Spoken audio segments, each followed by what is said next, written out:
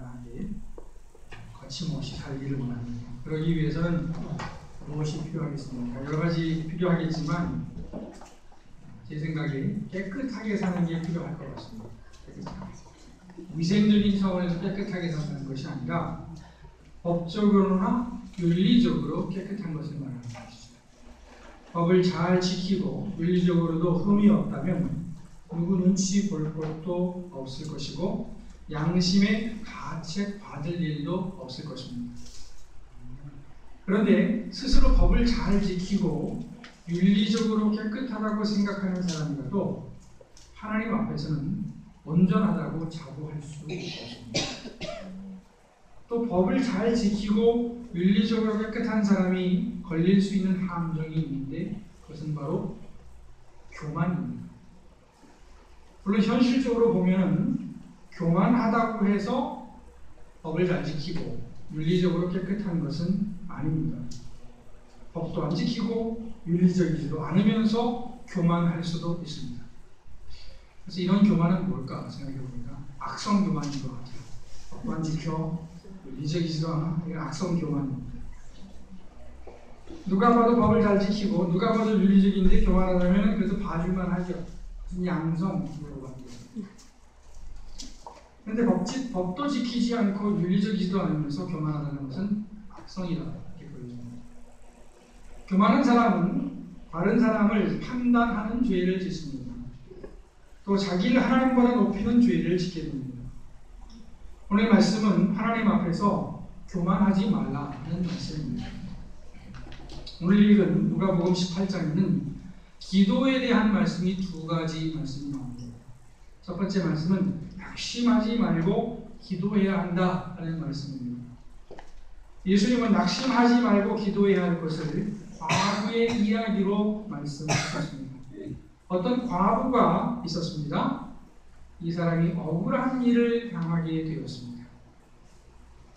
아마도 과부가 근근히 모았던 돈을 떼었는지 모르겠습니다. 요즘에 뉴스에 보면 그런 뉴스 나오죠. 사기꾼들이 노인들에게 가짜 상품을 팔아서 사기를 치는 경우가 있습니다. 아마도 이 과부도 이런 비슷한 일을 당한 것 같습니다. 가난한 과부는 억울한 일을 당했지만 스스로 해결할 힘이 없었습니다. 가난했으니까 돈은 물론 없었고 힘 있는 친인척도 없었고 그렇다고 배우는 것도 없었습니다. 과부가 그래도 의지할 때는 법밖에는 없었습니다. 그래서 과부는 법에 호소했습니다. 재판장에게 갔습니다. 재판장에게 가서 자기의 사정을 말하고 해결해달라고 하소연했습니다. 하지만 이 재판장은 들은 척도 하지 않았습니다. 이 재판장은 법을 공평하게 집행하는 것을 자기의 사명으로 알지 않았습니다. 이 사람에게 중요한 것은 오직 돈이었고 돈만 원했습니다. 자기에게 뒷돈을 집어주는 사람은 분쟁에서 이기게 해주고 돈을 내지 않는 사람은 아무리 억울한 일을 당해도 그 억울함을 풀어주지 않았습니다. 이 재판장은 사람을 두려워하지 않는 것은 물론이었고 심지어 하나님까지도 두려워하지 않았습니다. 그러나 과부는 다른 데 의지할 데가 없었습니다. 그래서 날마다 재판장에 찾아갔습니다. 찾아가서 제발 나의 억울함을 풀어달라고 하소연했습니다. 처음에 재판장은 꿈쩍도 하지 않았습니다. 과부를 쫓아냈습니다. 하지만 과부도 물러서지 않았습니다. 과부는 날마다 재판장을 찾아가서 자기의 억울한 사연을 해결해 달라고 하소연했습니다. 그래서 재판장은 생각했습니다. 아무래도 귀찮아서 빨리 해결해 주는 것이 나에게 낫겠다라고 생각했습니다. 그래서 과부가 찾아왔을 때 과부의 억울한 사연을 처음으로 귀를 기울여서 들었습니다. 그리고 과부에게 잘못한 사람을 불렀습니다. 그리고 벌을 주고 그 어그러진 일을 바로 잡아주었습니다. 아마 과부를 속여서 빼앗았던 돈이나 물건을 돌려주게 하는 것 같습니다. 이 이야기는 예수님께서 우리가 낙심하지 말고 기도하라고 가르치기 위해서 비유하신 말씀입니다. 불의한 재판장도 과부가 계속해서 찾아왔을 때에 귀찮아서라도 그 문제를 해결해 주었다. 하물며 하나님께서 억울한 사연을 가진 사람들의 기도에 응답하시지 않겠느냐? 그러니 낙심하지 말고 기도하라 말씀하시거든요. 우리도 어떤 어려운 문제를 만나든지 낙심하지 말고 끝까지 기도해서 하나님의 응답을 받고 문제를 해결받아야 하겠습니다. 한두 번 해보고 안 된다고 포기하지 말고 하나님의 응답을 받을 때까지 기도해야 하겠습니다. 아멘. 제가 인터넷에서 우연히 보게 된 것인데 9월에 개봉될 영화인 것 같습니다. 영화 이름이 뭐냐면 제목이 뭐냐면 워룸이라는 겁니다. 워룸 미국 영화인데 신앙적인 영화입니다. 기독교 영화인데 그 영화는 기도를 다루고 있다고요. 근데 제가 잠깐 그 예고편을 보니까 어떤 가정의 할머니가 계시는데 믿음의 할머니예요. 근데 그분은 방이 따로 있습니다. 기도방이. 그리고 기도의 제목들을 아주 빼곡히 적은 종이들이 있습니다. 그리고 거기에 가서 기도하는 거예요. 제가 그 할머니를 보면서 흑인 할머니인데 도전을 받았습니다. 기도방이 필요하겠다 생각을 하는 도전을 받았습니다. 우리도 저렇게 정말 기도방을 만들어 놓고 날마다 전쟁하는 그런 마음으로 기도해야겠구나 하는 생각을 했습니다. 워룸이라는 것은 전쟁하는 방이라는 뜻입니다. 영적 전쟁하는 방인 것이죠. 누가복음 18장에서 예수님께서 첫 번째로 우리에게 말씀하신 것은 낙심하지 말고 기도하라. 그럼 하나님께서 응답해 주실 것이다 하는 것입니다. 기도에 관한 두 번째 이야기는 오늘 읽은 본문입니다. 본문에는 두 사람이 등장합니다. 한 사람은 바리새인이고 한 사람은 세리입니다. 바리새인도 하나님께 기도를 드렸고 세리도 하나님께 기도를 드렸는데 하나님께서 바리새인의 기도보다는 세리의 기도를 받으셨다 하는 말씀입니다. 바리새인의 기도를 이해하기 위해서는 바리새인이 어떤 사람이었는지 알아야 하겠습니다. 바리새인은 예수님 당시에 이스라엘 사회에 있었던 특별한 신념을 가지고 있던 사람들입니다. 우리나라에서는 그런 사람들이 없었기 때문에 정확히 비교할 수는 없습니다. 하지만 조선시대에 사림이라는 사람들이 있었죠. 사림. 그 사람들은 성리학의 신념을 가진 사람들로서 지방에서 영향력을 행사했던 사람들입니다. 이 바리새인들과 사림이 같다고 말할 수는 없겠지만 바리새인들이나 사림들이 독특한 신념을 가지고 어떤 세력을 이루었다는 점에서는 약간의 공통점이 있는 것 같습니다. 바리새인들은 예수님이 태어나시기 약 한 150년쯤에 만들어진 사람들입니다. 이 사람들은 철저히 율법을 지키고자 한 사람들입니다. 이 사람들은 모세의 율법을 지킬 뿐 아니라 신구약 중간 시대에 유대인 장로들이 만들어 놓은 시행규칙, 구전으로 정해진 시행규칙까지도 철저히 지키고자 한 사람들입니다. 이 사람들이 이렇게 율법을 철저히 지키고자 한 것은 이스라엘이 하나님이 주신 율법을 버렸기 때문에 망했고 또 이스라엘이 법을 지키면 이스라엘이 회복될 것이라고 믿었기 때문입니다. 이렇게 보면 바리새인들은 정말 좋은 사람들입니다. 신약 성경을 통해서 우리가 바리새인들을 볼 때는 나쁜 사람들이지만 또 좋은 면이 충분히 있는 사람들입니다. 그런데 신약 성경을 보면 바리새인들은 예수님과 갈등을 겪었습니다.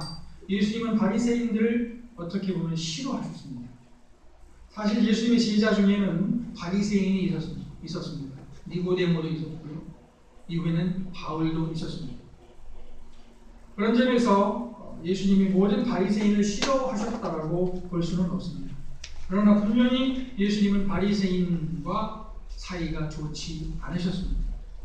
그렇다면 예수님께서 바리새인들을 왜 싫어하셨겠습니까? 예수님이 어떤 사람을 싫어하신다는 것은 어울리지 않습니다. 예수님은 사랑의 화신이기 때문이죠. 물론 예수님이 이유도 없이 바리새인들을 싫어하지는 않으셨습니다. 그리고 이미 말씀드린 대로 예수님은 바리새인 중에서 자기 제자들을 부르셨습니다. 그럼에도 불구하고 예수님은 분명히 바리새인과 갈등을 보이셨습니다.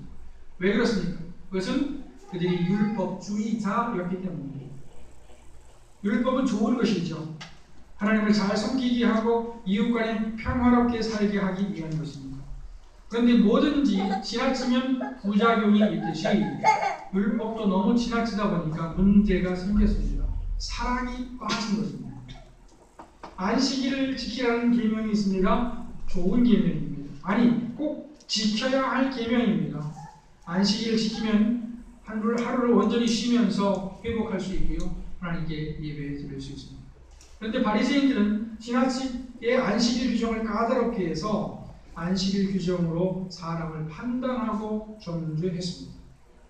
예를 들어 예수님의 제자들이 안식일에 밀밭 사이로 지나가면서 밀이삭을 잘라 먹을 때에 그들이 죄를 짓는다고 규정했습니다. 그들이 도둑질한다고 규정한 것이 아니라 그들이 추수를 한다고 죄를 졌다고 생각했습니다. 한마디로 법 적용을 너무 지나치게 했습니다. 바리새인들은 지나치게 율법을 강조하다 보니까 사랑을 잃어버렸습니다. 동시에 교만해졌습니다. 자기들은 옳고 다른 사람들은 틀렸다고 생각했습니다. 오늘 말씀을 보면 알 수 있는데 오늘 말씀을 보니까 바리새인이 성전에 와서 기도를 드립니다. 성전에 와서 기도를 드리는 것은 좋은데 기도를 들어보니까 자기 자랑을 늘어놓고 다른 사람을 판단하고 있습니다. 하나님이요, 나는 다른 사람들 곧 토색, 불의, 간음하는 자들과 같지 아니하고 이 세리와도 같지 아니함을 감사하나이다. 나는 일에 2번씩 금식하고 또 소득의 11조를 드리나이다. 바리새인은 자기 자랑을 늘어놓았습니다. 토색하지 않는다고 했습니다. 토색이라는 것은 남의 것을 부당하게 취하는 것을 얘기합니다. 도적질을 한다든지 사기를 친다든지 하는 것이죠. 불의를 하지 않는다고 했습니다. 간음을 하지 않는다고 했습니다. 세리와 같지 않다고 했습니다. 세리는 오늘날로 세무 공무원을 얘기하는데 세무 공무원은 예수님 당시에 죄인의 또 다른 말이었습니다. 일에 2번 금식한다고 했습니다. 그러니까 일주일에 2끼 금식한다는 얘기예요. 여러분 중에서 신앙적 결단을 하시고 일주일에 2번 금식하는 분 계신가요? 네. 아마 없으실 것 같은데 네. 상당히 도전을 주는 사람이에요. 어떻게 보면 이 바리새인이. 또 거기다가 소득의 11조를 잘 드린다고 했습니다. 바리새인이 늘어놓은 항목은 모두 사실이었습니다. 이 바리새인은 도둑질을 하거나 사기를 치거나 성적으로 타락하지 않았습니다. 세리처럼 백성의 고혈을 빨아먹지도 않았습니다. 거기다 금식까지 하고 11조도 떼어먹지 않았습니다. 그러나 하나님은 그의 기도를 기뻐하지 않으셨다고 했습니다. 왜냐하면 그의 마음이 교만했기 때문입니다. 자기 의의를 믿고 겸손하지 않았기 때문입니다. 밤에 세리는 자기의 죄를 고백하며 회개했습니다. 세리는 감히 얼굴도 들지 못하고 가슴을 치며 울며 하나님께 용서해달라고 기도했다고 했습니다. 하나님은 세리의 기도를 들으시고 그의 기도를 받으셨습니다. 바리새인과 세리가 기도를 마치고 성전에서 나갈 때 하나님은 바리새인보다는 세리의 기도를 더 의롭게 여기셨다고 했습니다. 예수님의 말씀은 비유입니다. 그렇기 때문에 한계가 있는 것이죠. 그러나 이 비유가 가르치고자 하는 것은 분명합니다. 스스로 의롭게 여겨서 교만하지 말라 하는 것입니다. 아무리 의로운 사람이라도 스스로 의롭게 여긴다면 교만이고 하나님이 기뻐하시지 않으신다는 것입니다. 바리새인은 자기를 세리에 비교해서 스스로 의롭다고 생각했습니다. 그리고 교만해졌습니다. 우리가 교만해지지 않으려면 어떻게 하면 되겠습니까? 다른 사람의 허물을 보면서 판단하고 정죄하기 전에 자기를 돌아보아야 할 것입니다. 우리말 속담에 똥 묻은 개가 재 묻은 개 나무란다. 혹은 겨 묻은 개 나무란다. 그런 거 있습니다. 우리는 남의 허물을 잘 봅니다. 내 이빨 사이에 낀 고춧가루를 거울 안 보고 볼 수 있는 사람 있나요? 네, 없습니다. 느낄 수는 있죠. 고춧가루가 여기 붙었는데 몰라요. 밥풀이 붙었는데 몰라요. 근데 남이 붙은 건 잘 알 수 있습니다.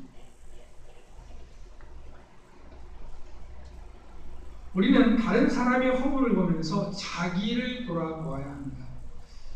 언제나 그랬지만 요즘 신문을 보면은 TV나 인터넷을 보면 정말 희한한 범죄들이 많이 일어나고 있는 것 같습니다. 어저께 제가 인터넷을 잠깐 보다가 보니까 요즘 그 학교에서 학생들이 선생님들에게 욕설하는 일이 많고 폭행을 가하는 일들이 많다고 합니다.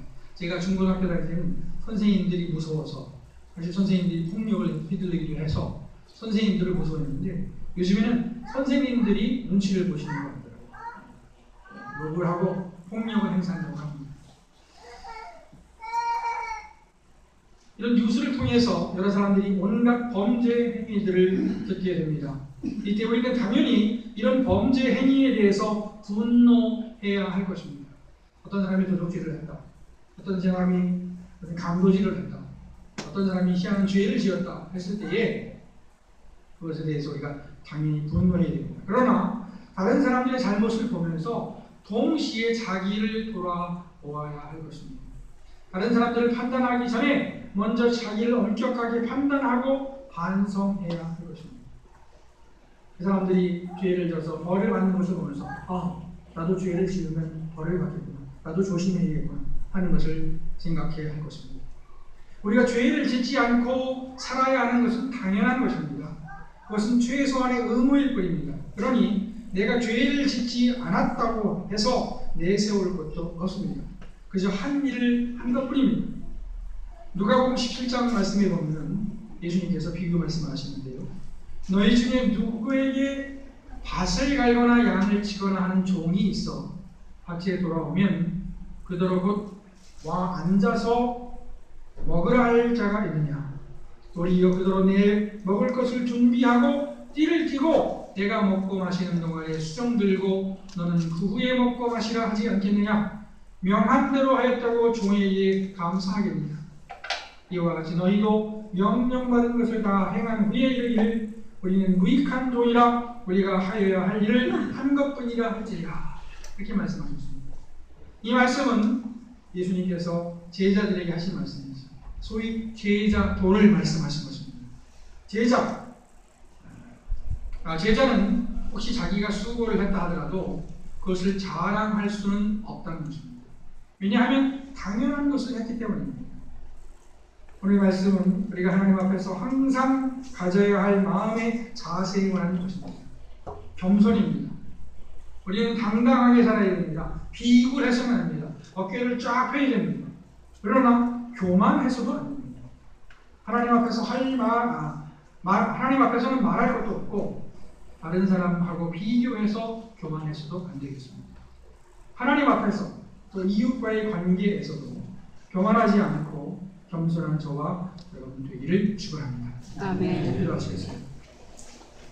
하나님 아버지 감사합니다.